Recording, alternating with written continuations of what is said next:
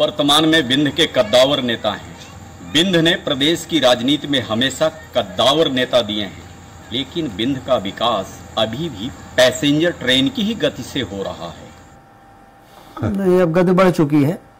अब तो इस महीने के अंत में या अगले महीने के शुरुआत में हम रीवा में 6वां हवाई अड्डा भी शुरू करने जा रहे हैं, जो लगभग 400 करोड़ की लागत से बन के तैयार हुआ है। इसी प्रकार से रीवा से सिंगरौली रेलवे लाइन में हम लोगों ने टारगेट तय कर दिया है कि अगले जून 25 में हम रेवांचल जो भोपाल से रीवा जाती है वो सीधी तक जाएगी और दिसंबर तक में सिंगरौली तक जाएगी।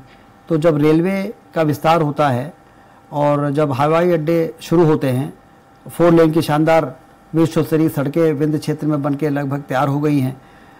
सिंचाई की नहरों का जाल इस प्रकार से बिछ रहा है कि NVDA नर्मदा वैली का पानी जाएगा सतना जिले में और बाण सागर का 9 लाख एकड़ में पानी सोन नदी का जाएगा और उससे हरित क्रांति आती है। टूरिज़्म भी बढ़ेगा तमाम तरह की कनेक्टिविटी बढ़ जाने से। तो विंध्य क्षेत्र के विकास की चर्चा तो पूरे मध्य प्रदेश में हो रही है। तो इसलिए धीमी गति से नहीं बल्कि बहुत तेज गति से विंध्य क्षेत्र आगे बढ़ रहा है।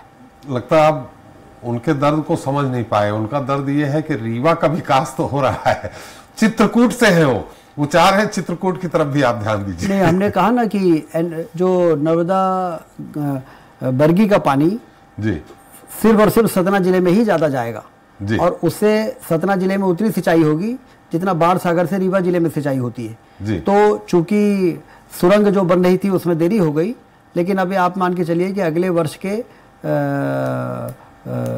सितंबर तक वो पानी भी वहाँ पहुँच जाएगा और सतना, रीवा, सीधी, सिंगरौली, शहडोल, ये चारों पांचों जो हमारे जिले हैं ये कंधे से कंधा मिला के बराबरी के साथ विकास की दिशा में एक साथ आगे बढ़ेंगे।